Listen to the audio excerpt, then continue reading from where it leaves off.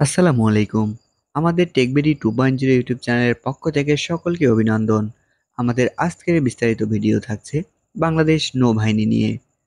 আপনারা যারা চাকুরি প্রত্যাশী দীর্ঘ অপেক্ষায় ছিলেন 2024 সালে বাংলাদেশ নৌবাহিনীর সার্কুলারটি কবে নাগাদ প্রকাশিত হবে, আপনাদের অপেক্ষার প্রহর শেষ করে বাংলাদেশ নৌবাহিনীর অফিসিয়াল ওয়েবসাইটে 2024 সালের নিয়োগ সার্কুলারটি অলরেডি প্রকাশিত হয়েছে এবং আমাদের চ্যানেলে সার্কুলারের বিস্তারিত ভিডিও নিয়ে আলোচনা রয়েছে।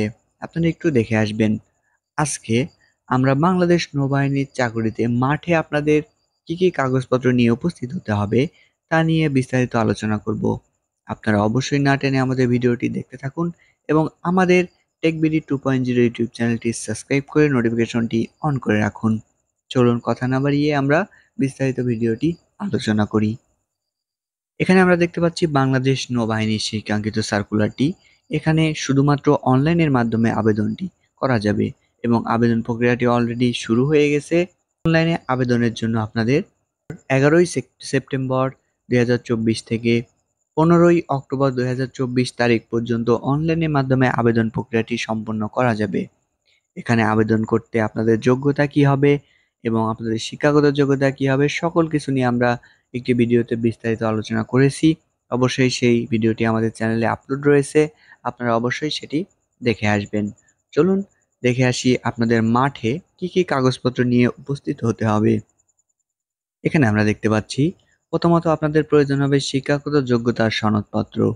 এখানে এসএসসি পাস প্রার্থীদের মূল অথবা শিক্ষা বোর্ড কর্তৃক ইস্যুকৃত সাময়িক সনদপত্র। এর পরবর্তীতে প্রয়োজন হবে এসএসসি পরীক্ষার মূল মার্কশিট, মূল রেজিস্ট্রেশন কার্ড, মূল অ্যাডমিট কার্ড এবং শিক্ষা প্রতিষ্ঠান প্রদান কর্তৃক স্বাক্ষরিত প্রশংসাপত্র। অর্থাৎ আপনি যে প্রতিষ্ঠানে পড়াশোনা করছেন সেই প্রতিষ্ঠান থেকে আপনি একটি প্রশংসাপত্র উত্তোলন করে নেবেন অথবা একটি প্রত্যয়নপত্র উত্তোলন করে নেবেন। উল্লেখ্য, কোনো কারণে যারা মূল কাগজপত্র দিতে অপারগ হবেন তারা ভর্তি হওয়ার সময় ফটোকপি এবং প্রথম শ্রেণীর গ্যাজেট অফিসার, অর্থাৎ আপনারা যদি মূল কাগজপত্র সেখানে দিতে না পারেন সেক্ষেত্রে আপনাদের প্রথম শ্রেণীর গ্যাজেট অফিসার দ্বারা আপনাদের এই মূল মার্কশিট, মূল রেজিস্ট্রেশন কার্ড, মূল অ্যাডমিট কার্ড, শিক্ষা প্রতিষ্ঠানের প্রশংসাপত্র এগুলোর আপনাদের এছাড়াও শিক্ষা বোর্ড কর্তৃক সাময়িক সনদপত্রের ফটোকপি আপনারা প্রথম শ্রেণীর গ্যাজেট অফিসার দ্বারা আপনারা সেটি সত্যায়িত করে নেবেন। এরপরে আপনাদের প্রয়োজন হবে অধিক শিক্ষাগত যোগ্যতার কোনো প্রার্থীগণ আবেদন করলে ভর্তিকালীন সময়ে অধিক শিক্ষাগত যোগ্যতার সনদের সঙ্গে নিয়ে আসতে হবে, তবে তারা এজন্য কোনো অতিরিক্ত সুযোগ সুবিধা পাবে না। অর্থাৎ আপনি যদি আপনার অন্য কোনো যোগ্যতা থাকে সেক্ষেত্রে সেই যোগ্যতার সার্টিফিকেট আপনারা সঙ্গে নিয়ে যাবেন, তবে উল্লেখ্য যে আপনার অন্য যোগ্যতা থাকলে সেখানে আপনি অতিরিক্ত কোনো সুযোগ সুবিধা আপনাকে দেওয়া হবে না। এর পরবর্তীতে অষ্টম শ্রেণী পাস প্রার্থীদের স্কুল পাশে পাশকৃত সনদপত্র ও পরীক্ষার মার্কশিট আপনাদের সেখানে জমা দিতে হবে।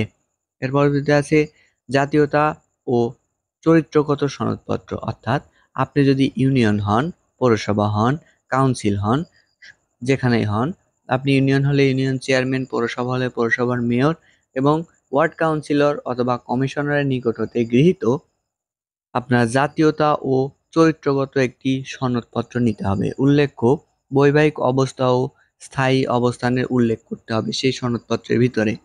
অর্থাৎ আপনি সেখান থেকে একটি চারিত্রিক সনদপত্র নিয়ে নেবেন। এর পরবর্তীতে জন্ম নিবন্ধন, জাতীয় পরিচয়পত্র, অর্থাৎ প্রথম শ্রেণীর গ্যাজেট অফিসার কর্তৃক আপনাদের প্রার্থীর জন্ম নিবন্ধন অথবা জাতীয় পরিচয়পত্রের সত্যায়িত ফটোকপি ও পিতা জাতীয় পরিচয়পত্রের সত্য ফটোকপি আপনারা এখানে জমা দিবেন। অর্থাৎ আমি বলে রাখি সহজে, আপনারা যেই ফটোকপি দেন না কেন সেটি প্রথম শ্রেণীর গ্যাজেট অফিসার দ্বারা সেটি সত্যায়িত করে নেবেন এবং এর সাথে আপনাদের যে ছবিগুলো থাকবে সেই ছবিগুলোও আপনাদের প্রথম শ্রেণীর গ্র্যাজুয়েট অফিসার দ্বারা সত্যায়িত করে নেবেন।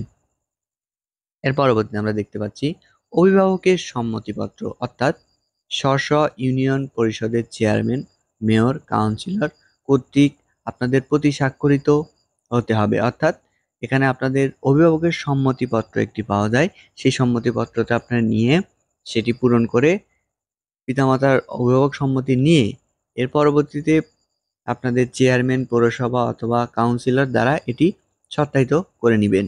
এরপর আছে ছবি। সদ্য তোলা পাসপোর্ট আকারের প্রার্থীর 15 কপি ছবি লাগবে। অর্থাৎ সদ্য তোলা পাসপোর্ট আকারে প্রার্থীর নিজের 15 কপি ছবি, পিতার 1 কপি ছবি, মাতার 1 কপি রঙিন ছবি যেটি ল্যাব প্রিন্ট। এই ছবিগুলো আপনি প্রথম শ্রেণীর গ্যাজেট অফিসার দ্বারা সত্যায়িত করে নেবেন।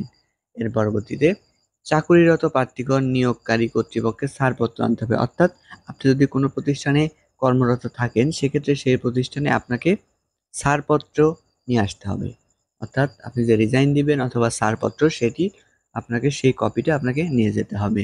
সো এই ছিল আজকে বাংলাদেশ নৌবাহিনীর কী কাগজপত্র প্রয়োজন হবে তা নিয়ে বিস্তারিত ভিডিও।